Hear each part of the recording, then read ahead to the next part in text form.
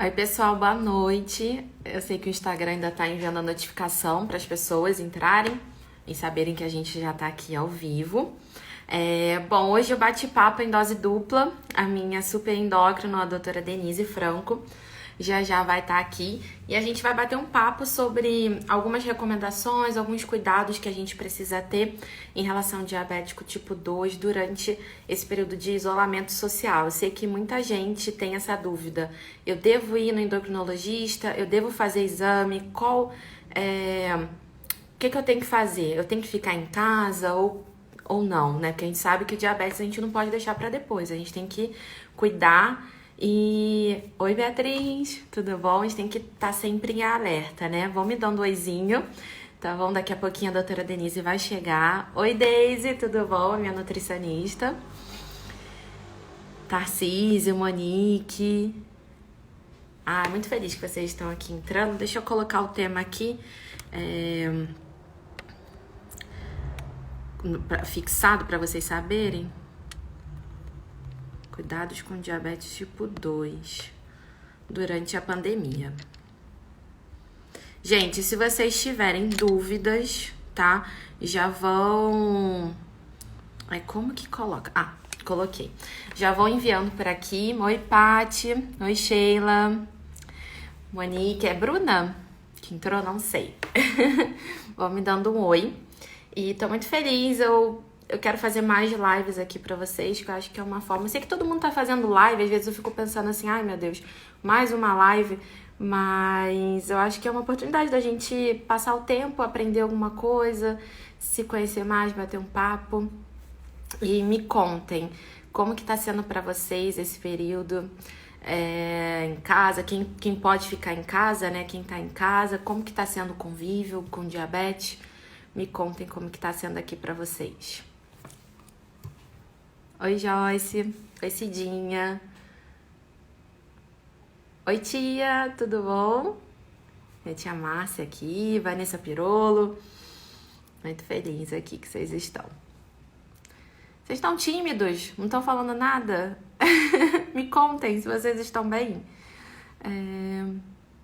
Obrigada, Daisy. Pode deixar. Na verdade, é uma oportunidade da gente... transmitir um pouco de conhecimento, se motivar no tratamento, que eu acho que é mais importante também isso, né? Muito difícil controlar a alimentação. Olha, eu passei por 2 momentos. A Daisy, que é minha nutri, sabe disso. As primeiras semanas eu acho que eu fiquei com uma ansiedade absurda, então eu só queria comer. Eu abria toda hora a geladeira pra ver se tinha alguma coisa, armário pra procurar biscoito. Eu tava com muita ansiedade. E aí, o que eu fiz? Eu restringi a compra de produtos industrializados, então se eu não tenho, eu não como. E aí, tô comendo mais fruta e tô tentando fazer mais comida, porque fazer comida dá trabalho, então aí eu penso 2 vezes antes de comer também, né? É uma boa tática. Tô esperando aqui a doutora Denise chegar. Doutora, você tá aqui? Ela vai participar na live pelo perfil da DJ, que é uma associação de pacientes muito legal, que tem um trabalho incrível aqui em São Paulo. Doutora, quando você entra aqui, não aparece uma opção pedir para participar da live? Tenta sair da live e entrar de novo. Aí, assim que você entrar, o Instagram te manda essa opção de você enviar a solicitação, eu dou ok aqui. Oi, Emerson, tudo bom? E hoje tem live? O Emerson, gente, é a pessoa mais motivada do mundo. Todo dia tem live, todo dia tá se exercitando. Quero ser assim quando eu crescer. Deixa eu ver aqui a mensagem. Oi, Jéssica, tudo bom? 6h30, gente. Live lá no perfil do Emerson. Quem quer se exercitar agora, durante esse período. Estão me perguntando aqui se os produtos integrais fazem bem para pessoas com diabetes. Bom, eu não sou nutricionista, mas a Deise tá aqui, minha nutri, pode responder e eu posso falar com base na minha jornada, né? A recomendação que a gente realmente troque a doutora vai entrar aqui. A gente troque os alimentos de carboidrato carboidratos por integrais, né? Que tem um impacto menor na glicemia. Então, mas também não é pra gente comer em excesso, porque é um carboidrato. Oi, doutora! Oi, oi, Tudo tudo bom? bom? Deu Dá para ouvir? certo? Oi? Eba! Dá para ouvir? Você quer o fone? Não, tá Tá ótimo bom? assim. Tá bom? Ah, Tá então tá bom, ótimo. que ótimo. Ai, que E bom aí, estar como que junto com você tá? você! Que coisa boa! Verdade, tô com saudade. Eu também. Acho que a Ah, melhor coisa é a gente poder começar também a falar diferente do que a gente tem falado muito, focando diabetes como um todo, a gente fazer um pedacinho bem para diabetes tipo 2 que muitas vezes a sim. gente não tem esse espaço, né? Eu acho que é É legal verdade. a gente poder ter esse espaço para falar sobre diabetes tipo 2 nessa situação que está agora, né? Que eu acho que eles devem É. estar morrendo de medo também, mais do que alguém com É. diabetes tipo 1, porque a gente Pois só é. vem falando nisso, né? Pois é. Eu não E sei aí, o se. que vocês estavam falando aí? Estão vendo o Ah, eu pessoal tava tá falando que estavam, chegando, que algumas pessoas legal. estavam fazendo algumas perguntas sobre alimentação, sobre os produtos integrais, se fazem bem ou não, se aumenta a glicemia. E o pessoal tava chegando agora mesmo, agora que tá todo mundo entrando aqui. Ai, que bom. Acho que o nosso É. foco, uma das coisas que a gente chamou bastante atenção é que na situação atual, as pessoas têm procurado a gente para falar assim, bom, e aonde está todo mundo? Cadê os médicos? Vocês estão atendendo? E eu tenho recebido Sim. muito, sim, no meu WhatsApp, começa todo mundo perguntando assim para mim, você está bem? Você está Sim. ok? Tá com doente? Não está doente? Qual a situação que você está agora, né? E Sim. já começa perguntando isso para mim. Em seguida pergunta: você está atendendo? Porque a Ah, maior é? parte das pessoas, mesmo dos médicos, hoje aconteceu uma situação. Eu tenho uma tia que está em casa, ela não pode sair até porque está com uma fratura de fêmur. E a Hum. gente pediu para um atendimento para um médico dela de rotina, que é o neurologista.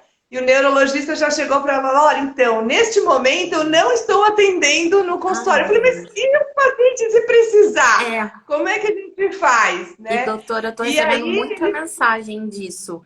Vários pacientes que estão. Assim, o Brasil é muito grande, né? Então, muita gente, às vezes até de sim, interior, tá tendo essa dificuldade. E eu sei que, infelizmente, muitos não estão fazendo teleconsulta. E aí, como que fica? uhum. E tem outros pacientes também que querem, mas não sabem que pode fazer por teleconsulta. E eu queria saber um Ou ter essa pouquinho. outra opção, né? Eu acho que É, isso é uma coisa que é uma realidade que a gente, na verdade, nenhum médico tinha a possibilidade de fazer esse atendimento à distância, embora uhum. grande parte dos médicos acaba utilizando. Quem hoje aqui, quem levanta a mão, quem nunca mandou para o médico um oi, Um ou pelo menos, WhatsApp? olha, tá aqui minha glicemia, que tá desse jeito. Sim. Eu tenho uns amigos que são pediatras, por exemplo, que eles recebem cada coisa que vocês não têm Eu ideia imagino. o que vem no Pediatra, então. WhatsApp. Então, na É. verdade, a gente já estava usando isso, já tem uma rotina que já estava sendo inserida no dia a dia, e hoje a gente está regulamentando. Eu acho que é uma coisa muito importante para a gente, é que hoje ela Uhum. tem a telemedicina, ou a gente chama a utilização desses recursos digitais, tem aproximado mais o paciente até desse médico, do médico que está distante, e não só na rede privada, mas nós também temos a rede pública, ela está se esquematizando, se Uhum. preparando e já tem atendimentos hoje com a telemedicina para garantir para o paciente para ele não ficar nessa situação atual sem atendimento, né? Eu Ah, acho que que isso é legal, não muito importante, sabia. que não é Eu uma sabia que na coisa rede só pública já estava. não é só na rede privada que tem, oi, desculpa, na rede privada em Uhum. que está acontecendo isso, mas também a rede pública está tendo essa opção, principalmente para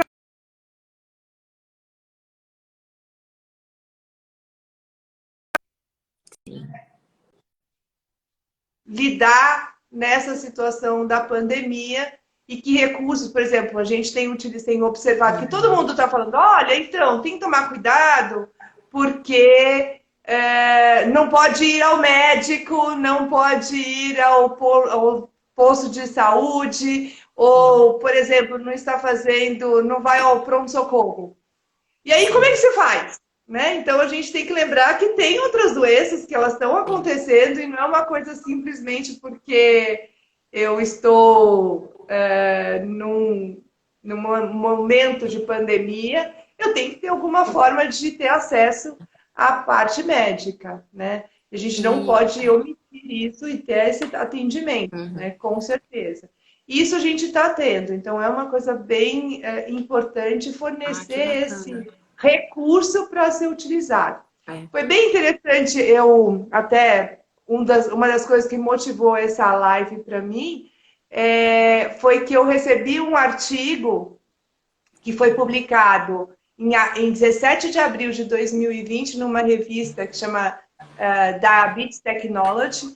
E nesse artigo, o foco do artigo era o uso da telemedicina para ajudar as pessoas com recém-diagnóstico de diabetes Ah, que legal. no controle, no manuseio, na parte de educação em diabetes e o que fazer numa situação nova, né? Sim. Eu acho que Porque pode aproximar era, muito, porque a maioria das pessoas, pelo menos eu no início, tem medo de ir na consulta, tem vergonha, e talvez por vídeo você se sente mais próximo, sabe? tá Não tem aquela coisa protegido, fria. né? Tem uma proteção. Sim, não tem aquela coisa fria do consultório, né? Do hospital, enfim, eu acho que pode ser uma coisa que aproxime mesmo.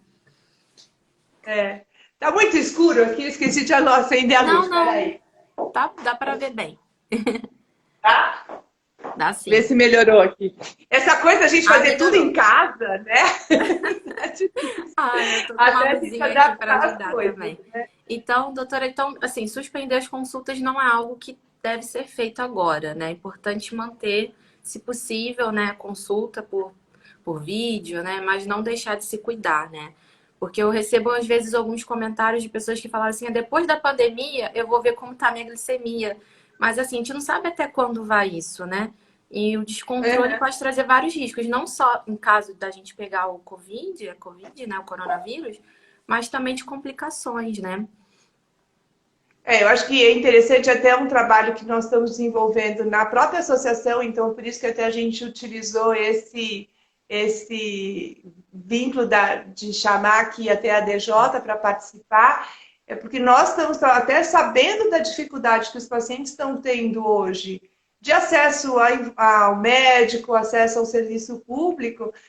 Nós estamos montando atendimento virtual online até para as pessoas assim de atendimento, principalmente da parte de nutrição, a parte de psicologia, a parte de enfermagem, e nós estamos criando, desenhando também uma coisa para atendimento médico de urgência, então, em algumas situações que passaram pelo processo, já passaram pela nutrição, já passaram pela enfermagem, e a gente ainda vê que tem uma coisinha que a gente pode resolver, principalmente para as pessoas que não têm acesso, né? Eu acho que nós Sim. estamos falando aqui no atendimento que é focado ao paciente que está ali. Eu tenho recebido muito, olha, me ajuda, porque eu estou com a Ah, glicemia em 500, em sim. 400, eu não sei o que fazer. E eu tentei buscar o serviço, por exemplo, o meu posto de saúde perto de casa e eu não consegui ter.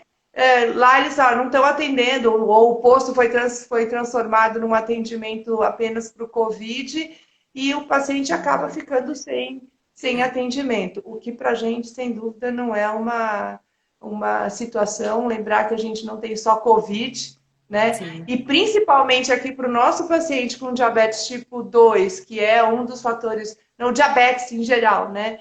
Eu não posso deixar a glicemia descompensar desse paciente. Eu tenho de fazer todo um trabalho para ajudar esse paciente a ter um controle melhor da glicemia, né? Nós É temos que verdade. focar nisso. Ah, que bacana, doutora. Eu tô vendo algumas perguntas aqui.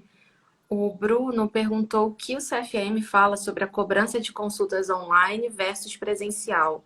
Tem alguma diferença? Tem alguma recomendação em Não relação a existe isso? diferença, é um atendimento, tem que deixar bem claro que assim, é uma consulta em que o médico ele vai estar prestando um atendimento igual ele presta o atendimento dele dentro da consulta. E é importante que deixe claro para o paciente que aquele é um tempo de atendimento. A diferença muitas vezes ele pode, naquela situação, pedir para o paciente ir de maneira presencial se for uma coisa que ele não deu conta ou ele precisa examinar o paciente. Examinar, vamos ver, por exemplo, eu tenho feito muito atendimento, eu já utilizo muito da tecnologia, e aí um dos temas da gente abordar nessa live é falar sobre o uso da tecnologia em geral e facilitando o dia a dia.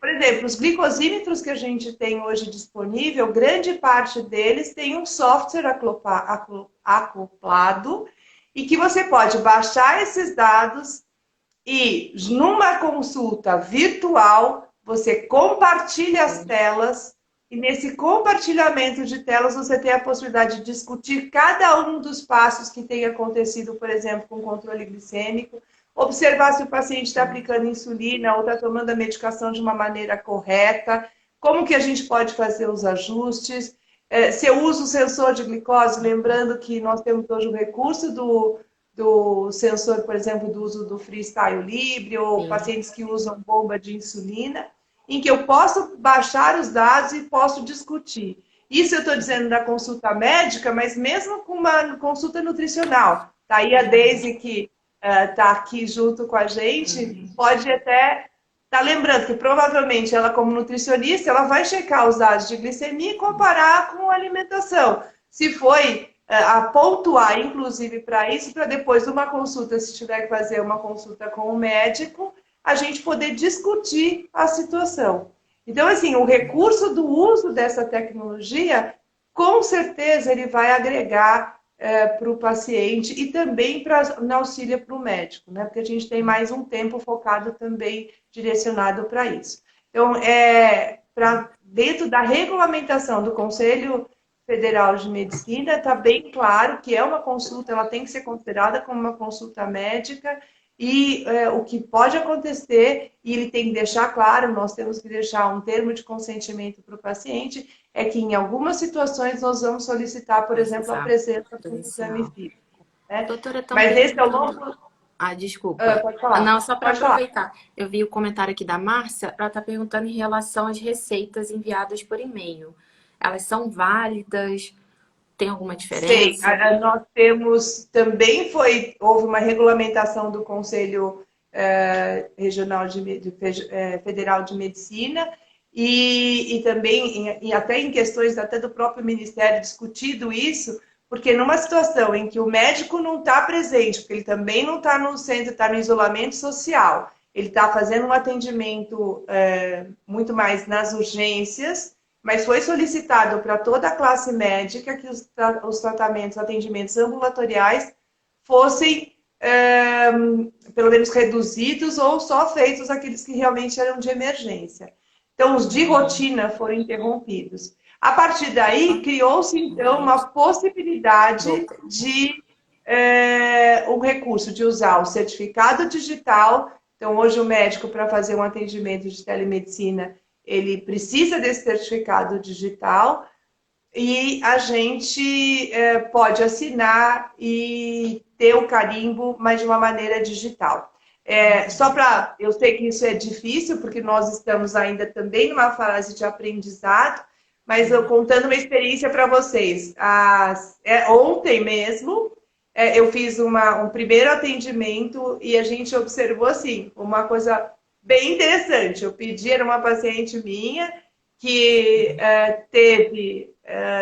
estava com uma queixa de dor em garganta. Eu pedi para ela filmar com o celular e a gente visualizou um caso enorme, assim, estava ali um abscesso e eu falei assim, gente, tem que tratar.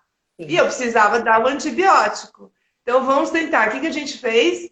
A gente pegou, passou para ela uma receita via digital, ela recebeu essa receita, foi na farmácia e me ligou.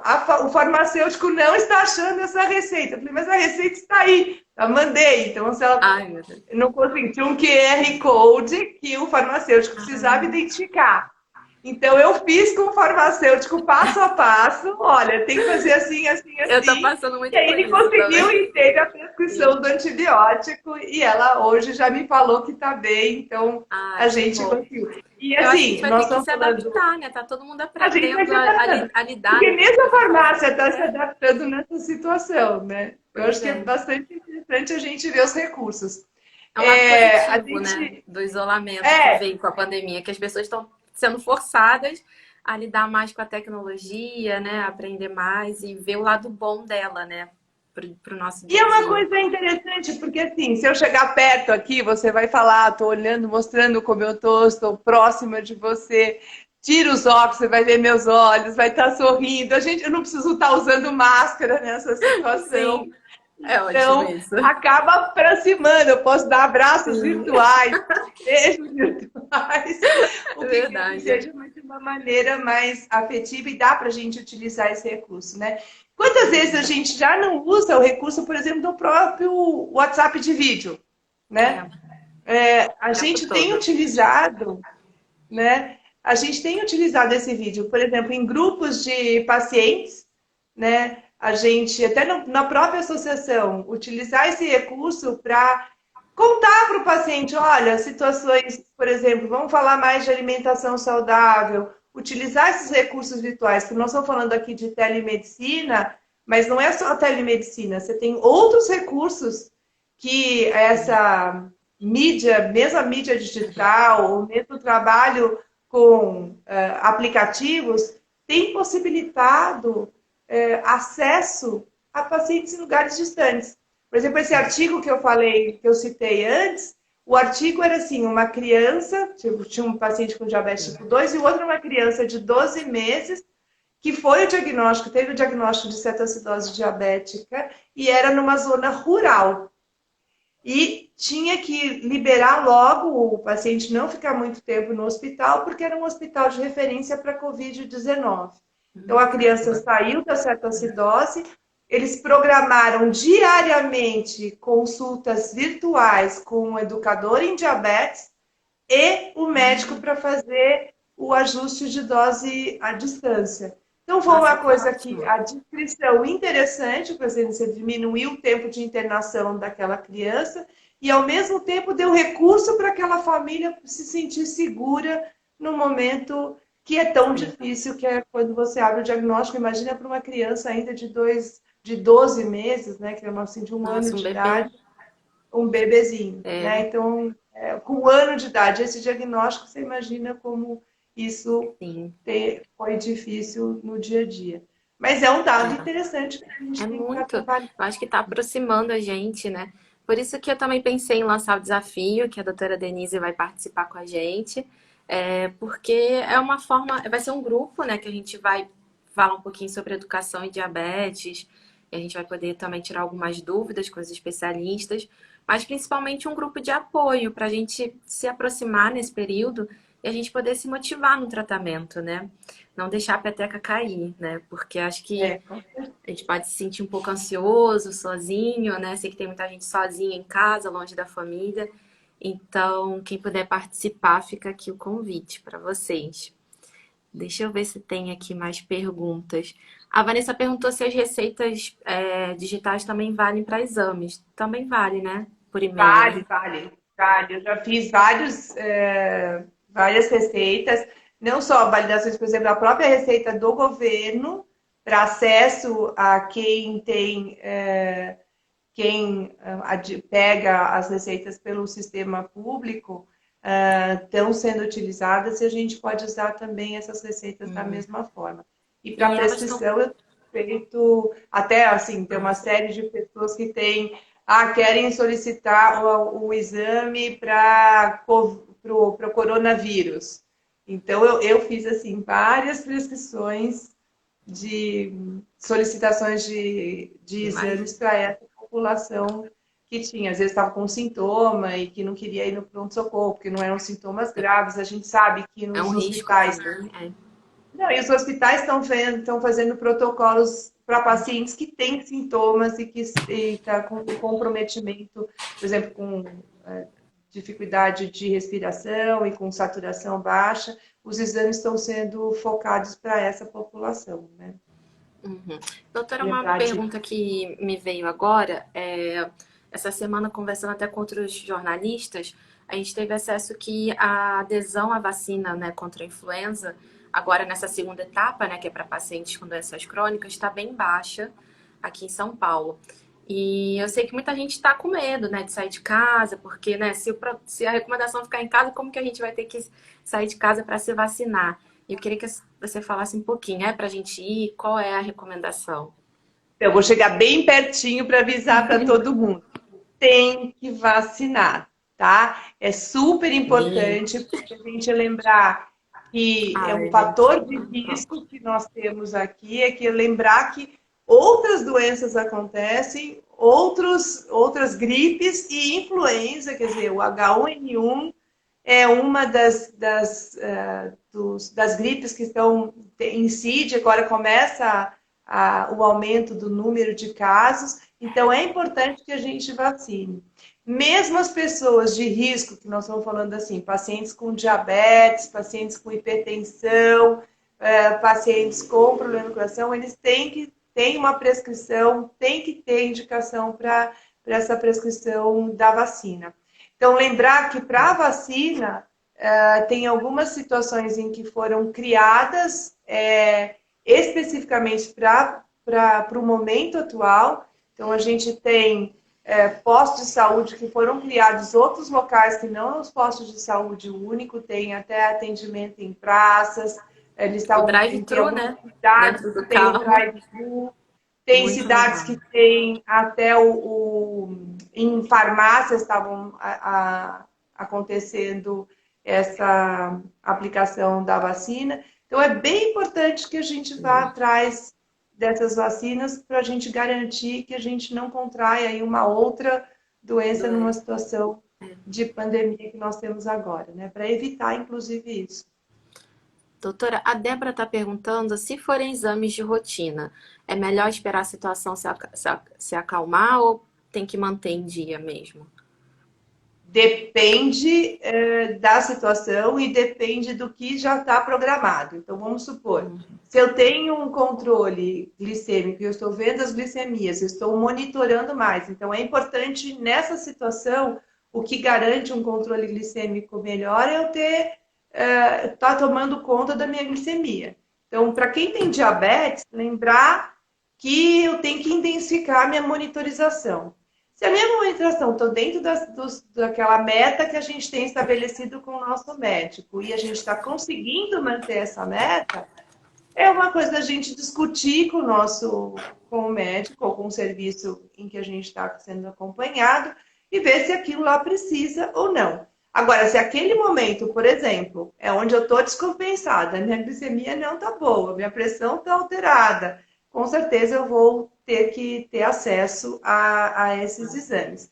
Lembrando que grande parte hoje dos laboratórios, aí não da rede pública, mas da rede privada, eles estão oferecendo sem custo a coleta domiciliar, né? Então, a maior parte, tem grande parte dos laboratórios, então, se você tem um laboratório que está acostumado aí, liga para lá e pergunta se ele está fazendo o atendimento domiciliar. Então, claro que a gente garante que nesse atendimento o paciente ele vai ter o cuidado com ele mesmo, mas que também as pessoas que estão indo até a casa dele têm lá os mesmos cuidados de usar a máscara, a luva e garantir que a coleta vai ser adequada. Né? Uhum. Então, isso Ah, tem que eu vou ser tentar fazer isso. É isso é um recurso que a gente bem tem legal. observado e que é bom. A outra coisa é que tem algumas unidades de coleta de exames onde você não tem, por exemplo, não é um posto de atendimento médico, né? Então, por exemplo, hoje você tem hospitais que tem o posto de coleta e junto é um hospital. Mas existem hospitais em que tem só o posto de realização para exames. Talvez seja um recurso também que a gente pode utilizar, observar se tem um atendimento médico ali ou não, para auxiliar para os pacientes, assim, diminuir o risco de você ter contágio nessa situação em que está atual. E usar máscara, tomar cuidado com as mãos, lavar as mãos, acho que os cuidados de higiene valem. Então, se eu for para lá, a hora que eu chego em casa, se eu for para o laboratório, eu vou de máscara, eu tomo os cuidados de higiene local, volto para casa, troco a roupa, tiro o sapato, se possível, vai tomar o banho, tira essa máscara com cuidado, né? Lembra como a gente tira a máscara, né? Colocar a mão na máscara. É porque eu vejo muita Mas, gente na rua que tira a máscara, aí coça o rosto e bota a máscara de novo.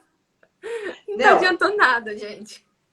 Não ou pode. então, usar a máscara assim, né? Você põe a máscara e aí você vai falar com a pessoa e aí você põe a máscara assim, né? É. Faz isso. E fica falando com a pessoa. Ou põe aqui o nariz, né? Quantas vezes eu já vi a gente falando assim, desse jeito. Não, Então, gente, lembrar não da é a gente forma colocar certa. a máscara inteira, tirar por aqui, guarda. E como que você tá fazendo com óculos? Porque eu boto o óculos e a máscara. É muito difícil. Embaça Em geral, a gente tem que lavar o óculos muito mais vezes, porque a gente tem dificuldade ou ter uma técnica de encostar bem atrás para você colocar a máscara aqui para mais não para cá, né? ir em cima da máscara para a gente ter. E lembrar que esse óculos a gente tem que estar limpando também com álcool, Verdade. se ele está encostando muito na pele, né? Ó, o pessoal tá comentando aqui que tá tomando vacina. Em Guarulhos foi no drive-thru. A Márcia falou que tomou numa sala separada, que não teve fila. Que bacana. Tem Que distância também, né? Eles estão fazendo o distanciamento das distanciamento pessoas. 2 metros, né? Isso. Uhum. Doutora, estão chegando aqui algumas perguntas gerais sobre diabetes. Vamos lá. Então, vamos lá. Deixa eu ver aqui. Eu não sei o nome da pessoa, mas é Matias, alguma coisa. Tá perguntando se o pré-diabetes é reversível. Então, a situação de pré-diabetes, como é que a gente considera o pré-diabetes? Vamos lembrar o que é o pré-diabetes. Então, quando eu estou falando sobre pré-diabetes, isso significa que a pessoa ela tem hemoglobina glicada menor do que 6,5, tá? E ele tem entre 6, então menor do que 6,4 a 5,7, de 5,7 a 6,4. Ou seja, eu tenho uma situação em que a minha glicemia de jejum, por 2 vezes, ela é abaixo de 126, né? Ela é maior do que 99, então ela está entre 100 e 124. E se eu tenho um teste, que eu fiz aquela curva glicêmica, eu tenho uma glicemia que está entre 140 e menos de 200, 2 horas após o teste. Tá? Então, é assim que a gente classifica a pessoa que seria o pré-diabetes. Então, nessa situação, uma das coisas fundamentais é a gente intervir nos fatores de risco de quem tem pré-diabetes. Então, quais são os fatores de risco? Vamos lá! Eu vou pedir ajuda aqui para os meus universitários. Sim. Quais são os fatores de risco para quem tem diabetes, de evoluir? Está no pré-diabetes e evoluir. Sedentarismo, obesidade. Que mais? Acho que a minha conexão deu uma travada. Quando a gente tem... Voltou agora, deu uma travada aqui. Então, se eu tiver obesidade, tenho sedentarismo... eu tenho uma herança familiar, então herança a gente não consegue mudar. Então, ter alguém na família que tem diabetes parente direto, eu não consigo mudar a minha história. Mas eu posso mudar os meus fatores de risco, né? Então, mudar o tabagismo, mudar em relação a obesidade. Se eu conseguir diminuir pelo menos de 10%, de 10 a 15% do meu peso, eu já consigo ter uma influência importante numa redução do meu risco de evoluir para o diabetes, tá? A gente pode ser que eu não consiga realmente diminuir o total meu risco, mas eu posso postergar e ao invés de eu ter o diagnóstico do diabetes no momento, por exemplo, mais jovem, eu ter quando eu for mais velhinho. Então, se a gente lembrar como é que a gente classificava o diabetes tipo 2, né? Era aquele paciente mais velho, que a gente costumava dizer que eram pessoas mais velhas. Então, não era aquele diabetes que era de criança e adolescente, mas era do velhinho. Esse velhinho foi diminuindo cada vez mais as idades e hoje você tem crianças e adolescentes com diabetes tipo 2. Por quê? Porque os fatores que estão envolvidos têm, além da herança genética, os fatores. Por exemplo, as crianças estão cada vez mais no videogame, estão comendo alimentos que muitas vezes estão mais processados, não estão fazendo atividade fora de casa, fazem pouca atividade física, mas principalmente a qualidade da comida, e muitas vezes não é da criança só, né? É dentro da própria casa. Porque as crianças vão Então, é o comer o pai, que a o pai mãe. está oferecendo. Exatamente, né? E eu fico imaginando agora, nessa época de pandemia, a dificuldade que a gente tem nessa situação, né? Sim. Principalmente porque eu convivendo com as mães dos meus pacientes, estão todas elas de cabelo em pé. Eles falam assim, olha, eu tenho que lidar com a minha atividade de trabalho, que antes as crianças estavam dentro da escola, e eu podia trabalhar fora de casa, chegava, e aí eu ia pensar o que eu tinha que fazer com eles. Agora não, eu tenho as crianças dentro de casa, que ficam comendo o tempo todo, né? Que não tem o que fazer, tem aquele tédio, abre a geladeira, mãe, o que tem para comer? A pessoa está trabalhando, muitas vezes está ela e o marido em casa trabalhando, e com isso tem que lidar com a situação. Bom, aí o que a primeira coisa que você faz? Bom, deixa eu ver o que tem na geladeira mais rápido, ou vou pedir um delivery, e é isso que eu estou dando. Então, muitas vezes, pessoas que estavam numa condição diferente do isolamento social, durante o isolamento social, acabam ganhando mais peso, até porque também estão fazendo menos atividade física, e não tem tempo, né? Eu estava conversando com uma paciente e falei assim, mas não, você está dentro de casa. Eu, Denise, eu não aguento mais, eu não tenho mais live para ver, eu não tenho mais atividade física, né? Eu fico incentivando, vamos lá fazer atividade física. Tem um monte de aula de dança online. Vamos seguir o Everson, que está lá, que trabalha com diabetes. Todo dia, 6h30, no perfil dele tem live. E falar o exercício lá para trabalhar com atividade física. Muito Lembrar legal. Que a gente tem a própria DJ, tem alguns lives, não lives, mas tem alguns vídeos mostrando atividade física, recursos que a gente pode fazer dentro de casa. Então, acho que é bastante interessante essa situação e como que a gente tem que sair dessa situação, porque não é fácil, né, gente? Não é fácil. Dia a dia. Mas assim, às vezes marcar com amigos, né? Por exemplo, a gente tá mantendo as aulas de dança em grupo. Às vezes eu fico tipo, ai meu Deus, que preguiça. Porque assim, não tem jeito, a gente tá vendo uma situação nova que às vezes traz um desânimo e tal.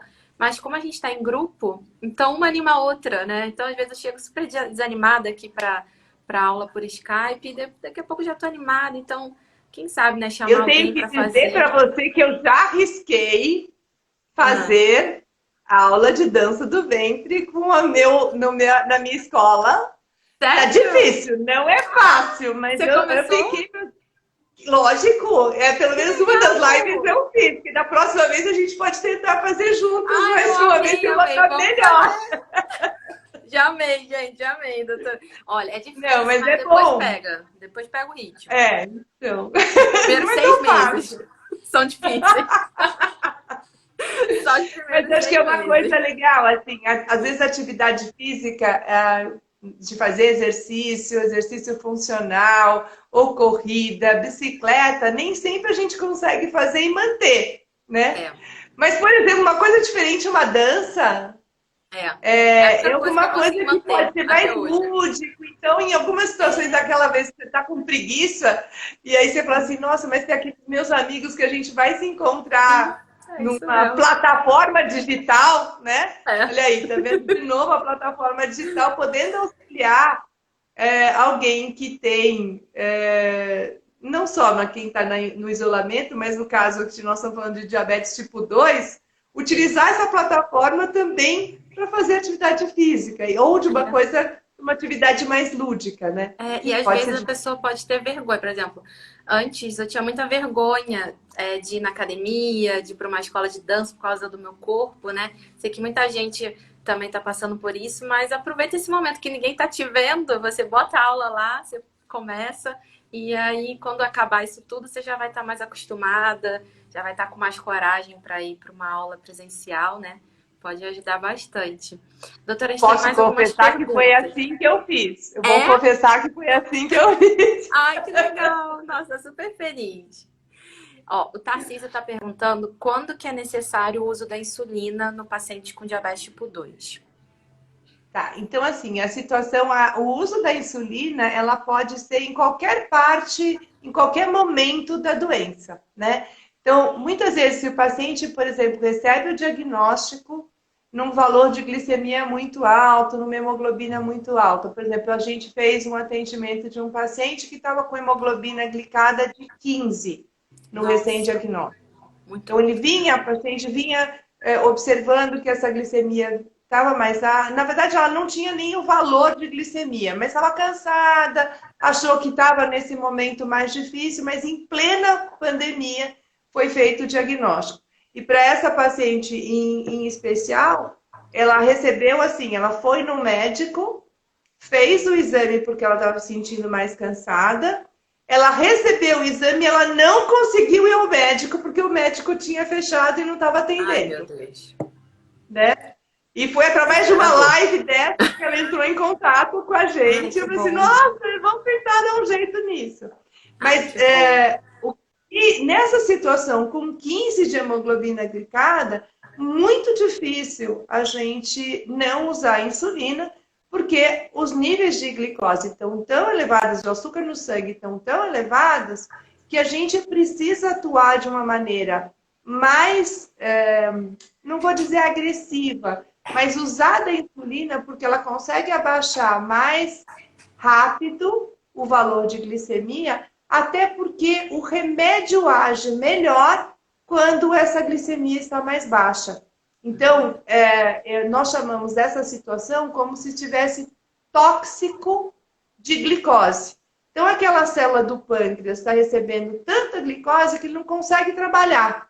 A hora que eu dou uma pitadinha de insulina, eu diminuo aquele cansaço e aí o paciente consegue, de novo, com a medicação oral, melhorar o controle glicêmico e aí a gente pode, se possível, naquela situação, tirar a insulina, voltar a só tomar a medicação oral, então saiu daquele ambiente que a gente chama de tóxico, e aí o paciente Acho que esse foi o meu tomando. caso. O meu diagnóstico foi assim: eu abri com uma glicose muito alta, tive Uhum. cetoacidose, né? E aí depois, aos poucos, a gente foi reduzindo a insulina e hoje tô na medicação oral, né? Uma coisa Isso. que Então, é isso é uma coisa legal, que a gente doutora. vê. Ah, desculpa, é que tem um delay. Não, porque muitos pacientes me perguntam assim, ai, eu comecei, né, o tratamento com medicamento oral e agora meu médico falou que é hora de ir para insulina. Eu tô no fim da vida, meu diabetes está progredindo, eu tô evoluindo para uma forma mais grave. Queria que você falasse um pouquinho sobre isso. Então, nós vamos falar primeiro que assim, insulina não quer dizer que o remédio é ruim, tá? Se eu tivesse que falar da insulina, a gente põe um coração Insulina para é insulina, vida, né? Insulina é é vida. vida.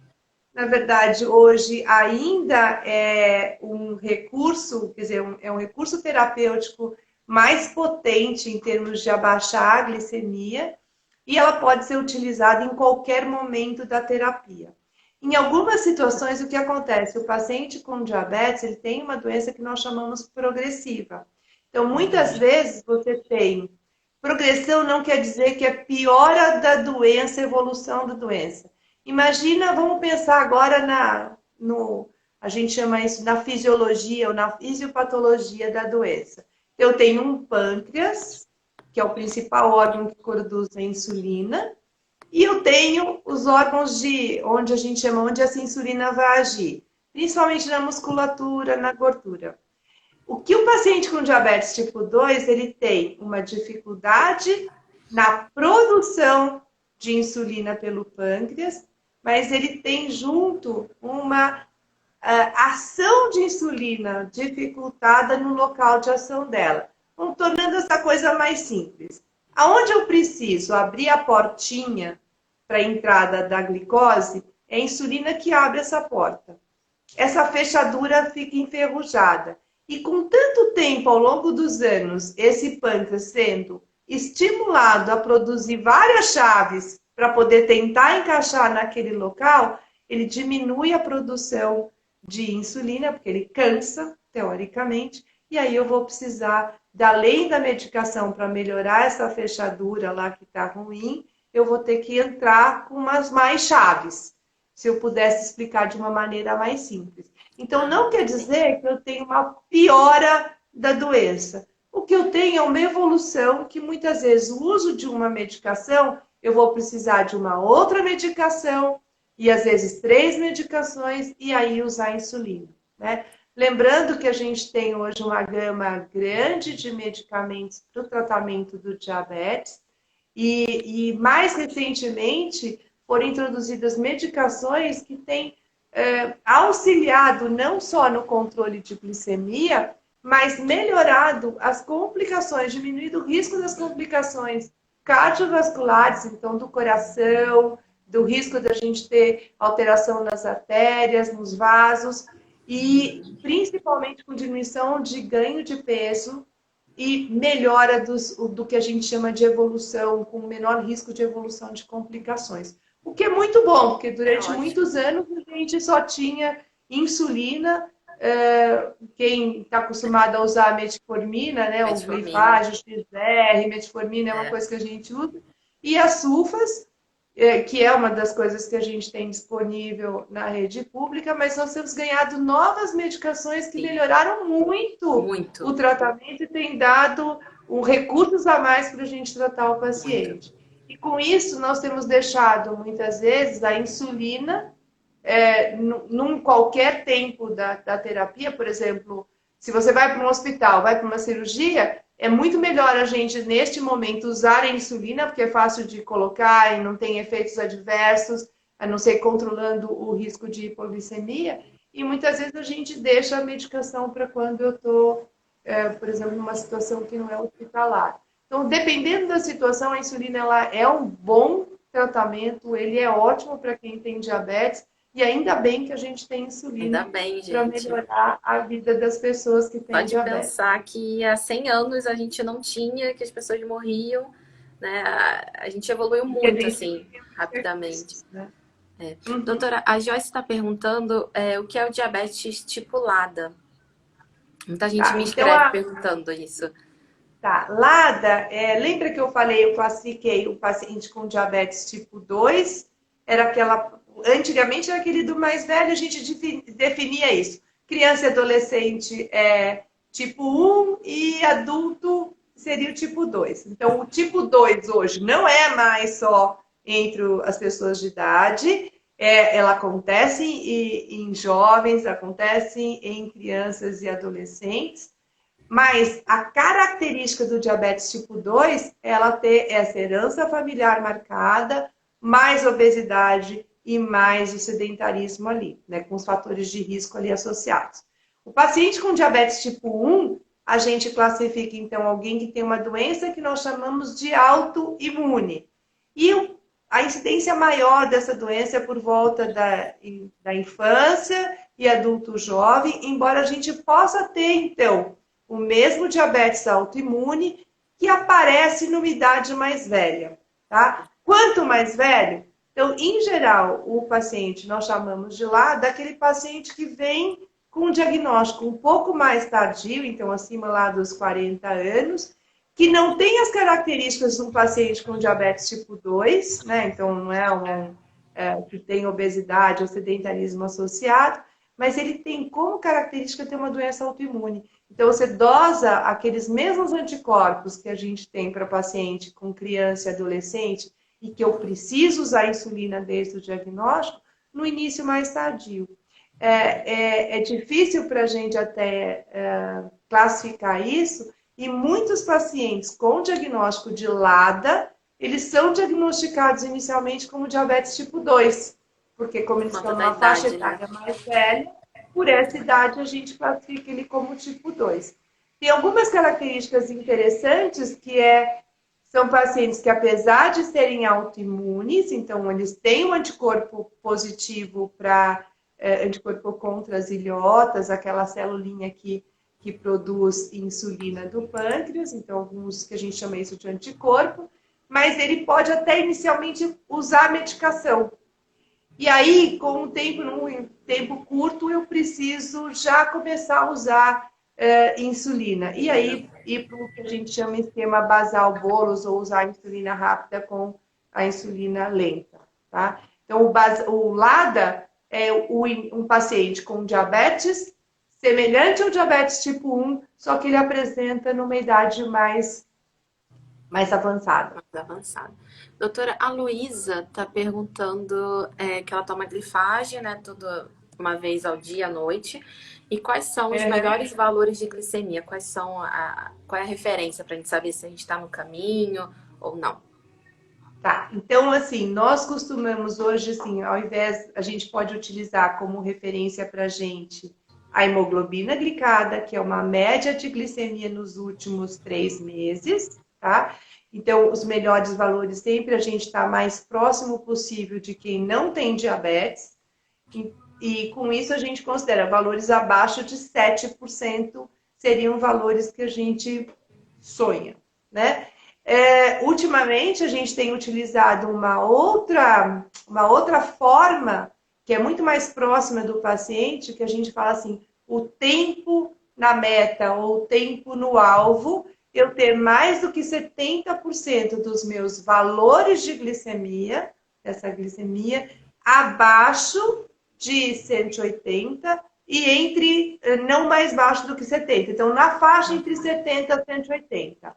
O ideal, de uma forma mais simples, se eu tiver mais de 70% dos meus valores nesse intervalo de 70 a 180, eu considero isso um bom controle de glicemia, tá? Mesmo para os pacientes com diabetes tipo 2, tá? Ela está tomando uma vez só por dia e aí, às vezes a gente precisa ajustar a dose. No começo a gente utiliza essa dose e aí vai ajustando de acordo com o que a gente tem de evolução, com acompanhamento médico. Beleza. A minha xará, a Bia, está perguntando sobre a Humulin. Quanto tempo leva para fazer efeito a insulina?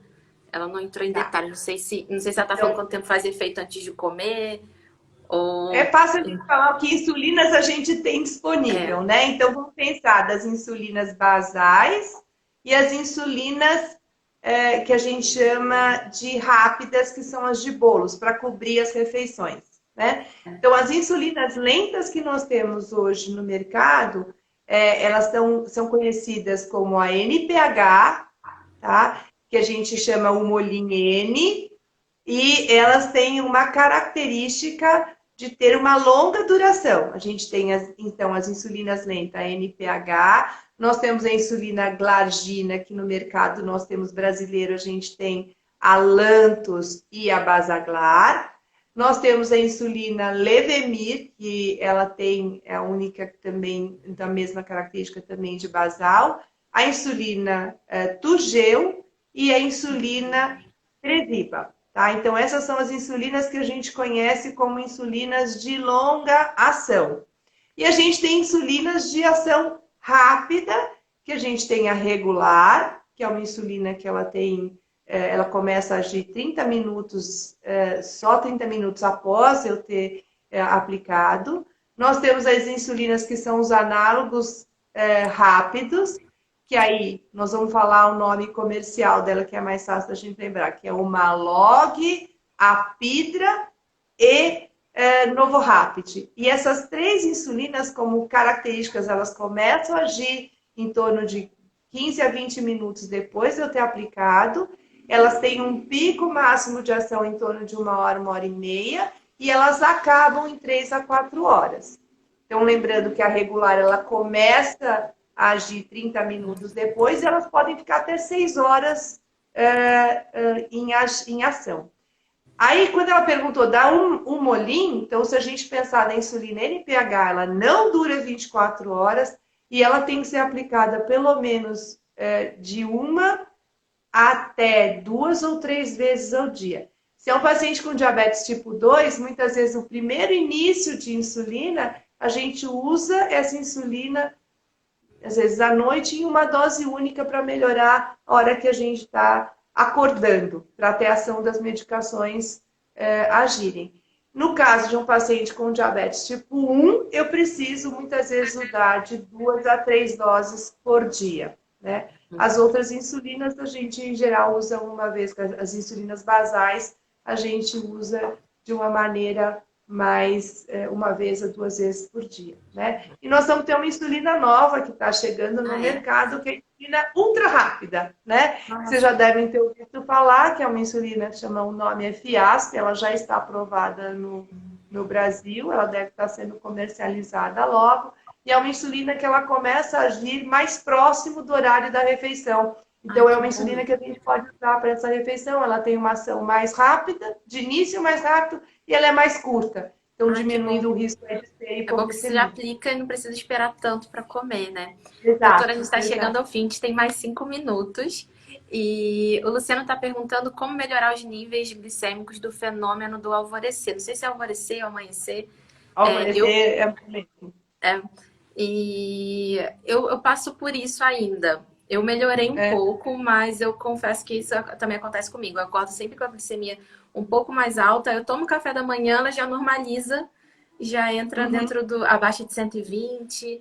E como melhorar isso, doutora? Então, principalmente o que a gente tem que pensar é em que situação nós estamos. Se é um paciente com diabetes tipo 2, existe uma situação que a gente chama de resistência da insulina nesse período, né?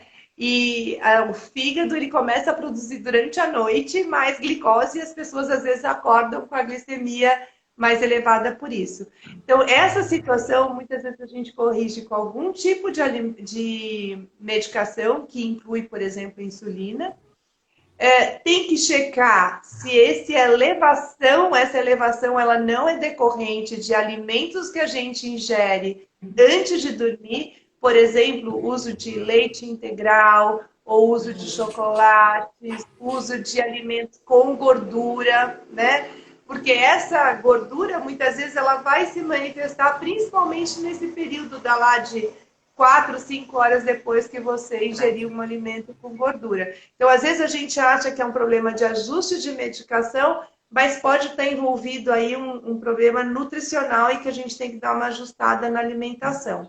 Então, existem medicações para a gente avaliar, e se é um paciente, muitas vezes, com diabetes tipo 1, que precisa dessa insulina e tem o fenômeno do amanhecer, a gente pode mudar o ajuste no horário em que está sendo aplicada a insulina, e muitas vezes até é uma das indicações para a gente usar a bomba de insulina, né? Em algumas situações pode até se usar a bomba de insulina.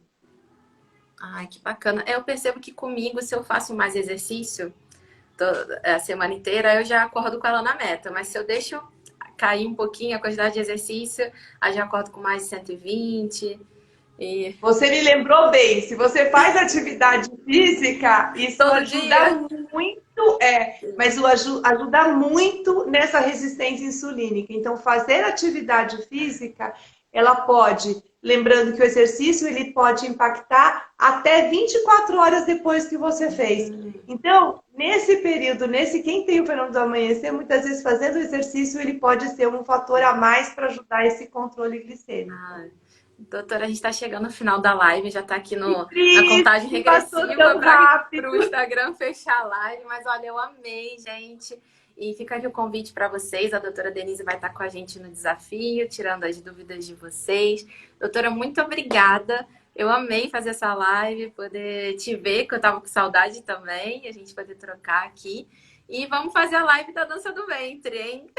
Vamos! Eu acho que uma coisa assim, aproveitem, gente, não fiquem descompensados, não fiquem estressados.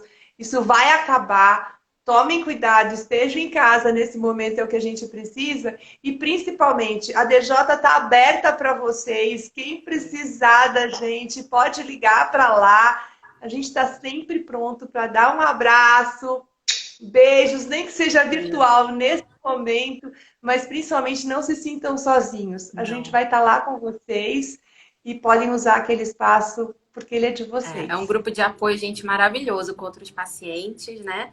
E também tem vários videoaulas, né? Vários conteúdos lá na página da DJ. Então aproveitem. Então é isso, Obrigada, gente. Um obrigada, beijo, foi ótimo. obrigada. Foi ótimo. Beijo, querida. Beijo, Até. gente. Tchau, tchau.